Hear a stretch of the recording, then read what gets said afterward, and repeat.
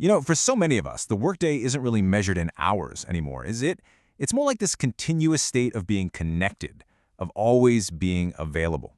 In this explainer, we're going to dig into the true cost of that 24-hour workday.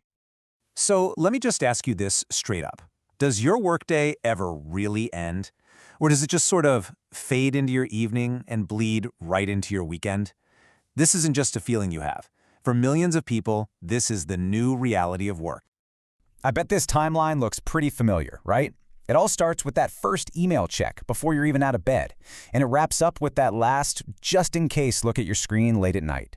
We're going to follow this arc to really unpack the hidden impacts of being plugged in all the time. And that brings us right to our first big idea, the blurred boundary crisis. This is really the heart of the problem. Thanks to these little devices in our pockets, that clear line that used to separate our work life from our personal life, well, it's pretty much gone. I mean, the contrast here is just stark. We went from a world where work stayed at the office to one where 24/7 availability is the unspoken rule.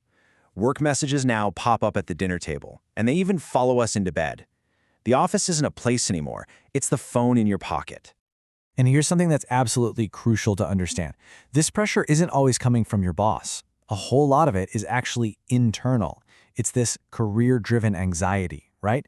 A fear that if you're not constantly connected, you might miss something big or look less committed than everyone else. So we check, and we check again, all driven by this professional fear of falling behind.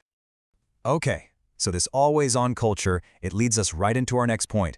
Being constantly available for work comes at a really steep price for our brains. It's not just about losing your free time, it's about losing the mental horsepower to be truly present. And this leads to a state that researchers have a name for: continuous partial attention. Just think about your own day. You're on a work call, but you're also kind of glancing at a personal text message. You're trying to focus on writing a report, but notifications keep popping up.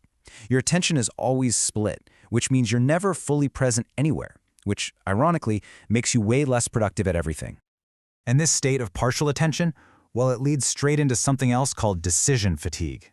See, every single notification forces a tiny decision. Should I respond now? Can I ignore this? Is this urgent? Answering hundreds of these little questions all day completely drains our mental batteries, and that leaves us exhausted for the big decisions that actually matter, both at work and at home. And to really get a sense of the scale of this problem, just look at this number. Over 200. That's the average number of decisions a professional makes every single day just through their phone. It's no wonder that by 3 p.m., even choosing what to have for dinner can feel like a monumental task. We're just mentally running on empty. I mean, just look at the sheer volume of this. Over 60 email checks, more than 80 notifications, on average. And each one of these isn't just a simple interruption. It's actually a tiny trigger for your body's stress response. It's a little spike in cortisol that, when it happens dozens and dozens of times a day, builds up into chronic, low-level stress. So, okay, we've seen the personal toll, right? But the hidden costs of being constantly connected go so much wider than that. They affect not just our own stress levels, but our long-term health and even our families. And the link here is just undeniable. This chronic, low-level stress that we get from our devices, it's not just some minor annoyance. It is a direct contributor to really serious health outcomes, like clinical anxiety and the kind of persistent sleep problems that wreck our bodies and our minds. And this is where things get, well, a little unsettling. It brings up a huge question about the next generation. Because the work habits we're modeling today, they aren't just affecting us. They're creating a blueprint for our children's future. So here's the real kicker, this ripple effect. When we're checking work emails during playtime, our kids are learning that a glowing screen is more important than they are. This technoference, as it's called, it just degrades the quality of our interactions. It models a future where being constantly distracted is just normal.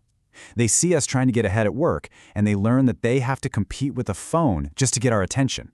So the big question is, how do we fix this? Our final section is all about how we can start to reclaim the off switch.